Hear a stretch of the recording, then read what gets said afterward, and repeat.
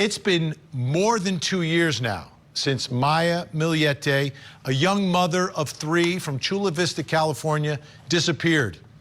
Her family's been looking for her. The community's been looking for her. You know who never went looking for her? Her husband, Larry. Well, he can't look for her now because he's locked up behind bars, but was in court today for day 1 of his preliminary hearing as the prosecution starts to lay out the evidence they say they have that proves Larry murdered Maya. This despite the fact that they have never found Maya's remains. We haven't heard much about what evidence they've had. We've heard bits and pieces, so now we're getting it inside a courtroom, sworn testimony. And today really began talking about why. Why would a man who married his high school sweetheart, why would a man who's raising 3 young children murder his wife? Well, guess what? They were having some marital problems, some troubles, and Maya Millete wanted out of the marriage. On the witness stand today, a woman from her divorce attorney's office testifying about exactly what was going on. And I think this speaks volumes because this is a case, while you never have to prove motive, prosecutors need it. Let's take a listen. And in January of 2021, did you contact the Chula Vista Police Department? Yes, I did. And why did you do that? I did that because I had taken a phone call and made an appointment, and I don't remember exactly what day it was, but I was told by my boss that there was some issue with whether or not Maya was missing. And so I just wanted to call the Chula Vista Police Department and let them know that I had spoken with them and kind of give them our conversation, just so that it was documented and they, if they needed anything, they could contact me. So you spoke with someone by the name of Maya. Did she give you her last name? Yes, she did. And what was that? When she introduced herself initially in the phone call, she introduced herself as May Millete. She did not want to do the appointment in person because she was afraid that, she would be followed. She had some concerns in regards to the behavior that would follow if it was found out that she was filing. She just said that she wasn't confident that she'd be able to come to our office without being followed or being, having somebody see her go there and relay the message to her spouse. And did she discuss at all with you how that other party to her marriage might react to the divorce? Yes, she said that they had separated before and it was not good.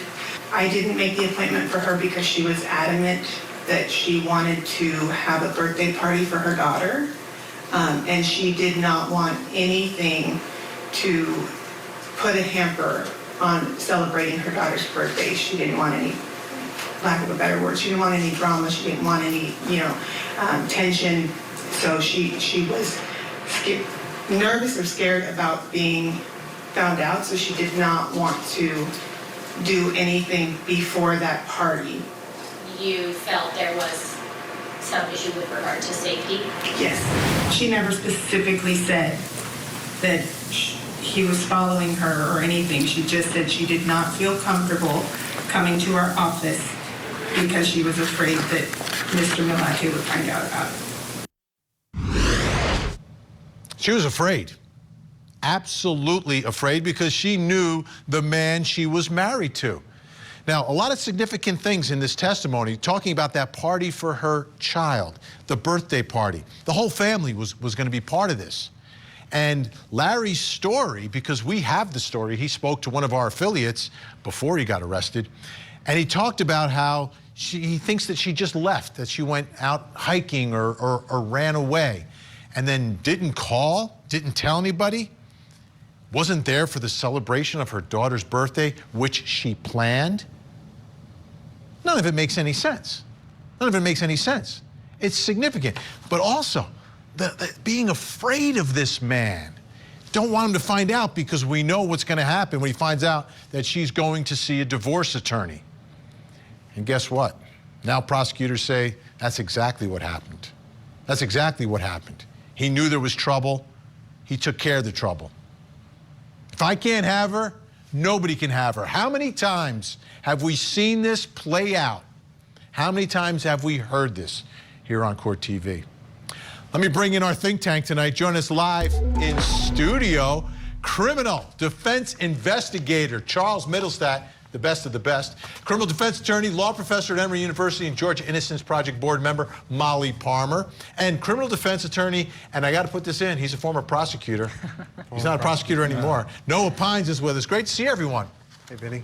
Okay, this is classic stuff. This is why spouses get murdered, because they're jealous, they're afraid of losing someone. This is classic stuff, Charles. Absolutely classic. Yeah, but here's something interesting from my perspective. You talked about, how many times have you seen this? How many times have you seen a case where, in this instance, the prosecution is alleging that some of the evidence involves some Ring camera video where you hear 9 gunshots, right?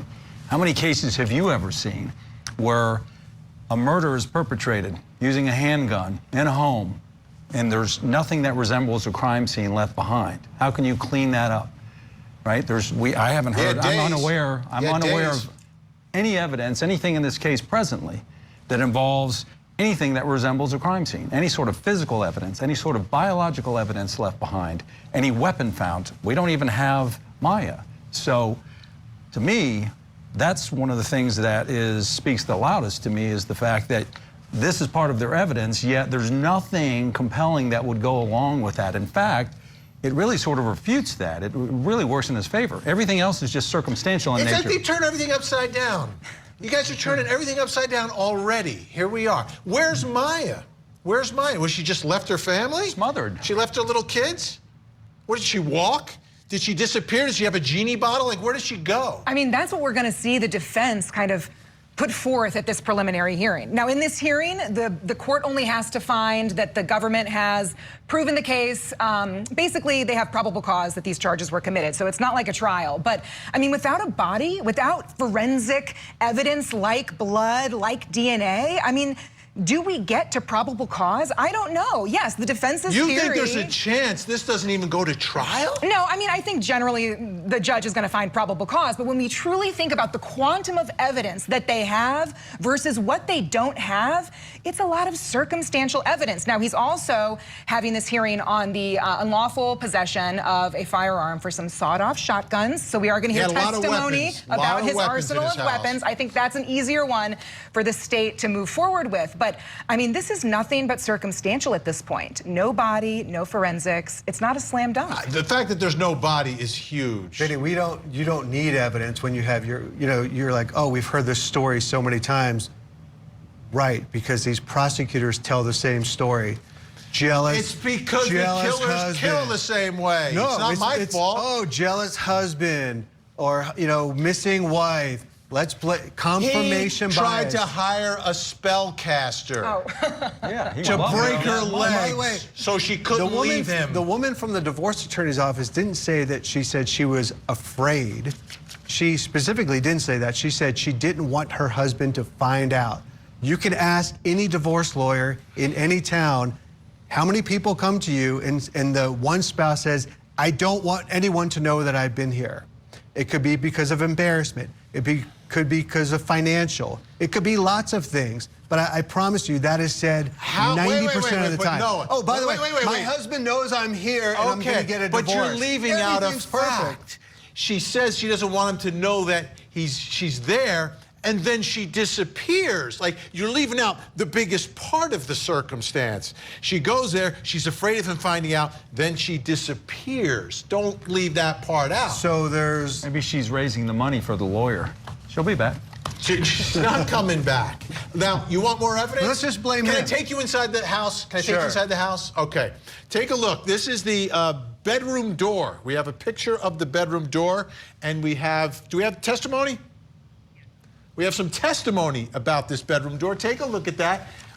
It looks like it's smashed in a little bit. Might have been some trouble in paradise. Let's take a listen. Were there any damages to the walls inside the master's bedroom? There was the walls and ceiling of the bathroom and the main bedroom were unpainted as if they had been refinished. I remember that. There was damage to the door leading to the main bedroom, which was depicted in one of the photographs. Concerned at all?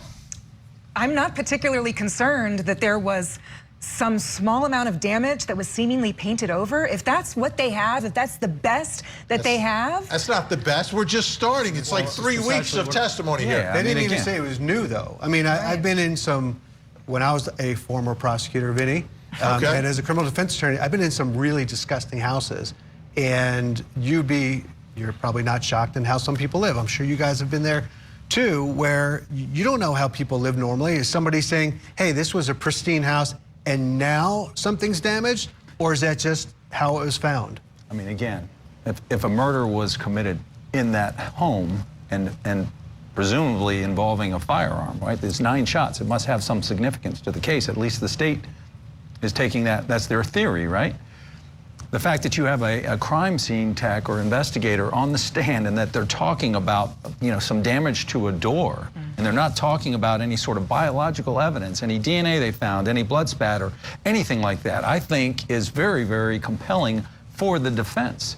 I mean, again, let's be honest. You've done this a long time. How many cases have you seen where there's been a murder in a location and a defendant is successful in cleaning that up? If you bring in a crime scene cleanup McGuire at the Jersey Shore, she dismembered her husband in the shower, and there wasn't not one speck of DNA in that shower, and the prosecution used that to prove that he was murdered there because no shower would have no DNA unless you bleached it and cleaned it and scrubbed every piece of it. How was that murder committed? Well, I don't know how she killed him. This I know was presumably a firearm. Right, a firearm. 9 shots. All 9 go into the victim. None of them go into a wall. None of I them don't go know. okay. We don't know. We're going to find out in the weeks to come. If they want to bring this case, they need to know. Well, what I also need to know is, theory. where did he go? He left like 6 o'clock in the morning, left most of his little kids at home, took the smallest with him to the beach for like a 12-hour drive to nowhere? What's that? You don't get to ask him, Vinny. Yeah, Sorry. yeah. Unless he testifies. No, You I don't ask. get to ask him, but I get to put all the GPS information out there as well. They're going to know that he's gone all that time. Yeah. I've also got some video of him kind of backing the Lexus into the garage, loading the trunk up with something in the morning. But again, does he going fishing? that overcome the fact that that's all they have, right? Does that overcome it? Wow. Is this the reasonable doubters of you speaking, or is this like, kind of looking at it and I would saying, think so. You got to go more than, they were having marital problems. well, first you got to answer the question why, don't you? I mean, you don't just kill a spouse for no Besides reason. my marriage, Vinny, is there a perfect marriage? Yeah, mine. Okay, Mine there's too. two. There's two. Mine too. Three. Well played, by the way. I like. Well played. You're getting a lot out of But tonight. you've got to get an answer to the question why for a jury. They want to know what's going on in this relationship. Why on earth you got these beautiful kids, your high school sweethearts? Well, things weren't good at home. To me, that is step one, and step one was taken today inside that courtroom. Look, there are a lot of things that happen within, committed relationships and marriages where there's challenges, where there's acrimony, where there's all sorts of, dysfunctional stuff that goes on. That doesn't make people murderers. That doesn't mean it rises to that level, right? No, but we when do a lot of weird things in someone relationships. disappears, you don't leave out the part where the other spouse disappears and is like, So what's his motive to kill her? What's Why his- not just get a divorce? the same motive to hire a spellcaster. Same exact motive. So she can't see or be with anyone else. Right, and maybe that's why Bingo. she leaves, because I she answered this question. realizes. Do I get a point? Did the spellcaster say that he asked the spellcaster to kill her? Wouldn't No, that but be he's a- getting more and more violent. It started out just to break her legs so she can't leave. Then things were getting more and more, and then the spellcaster's like, no, we don't do that. Click.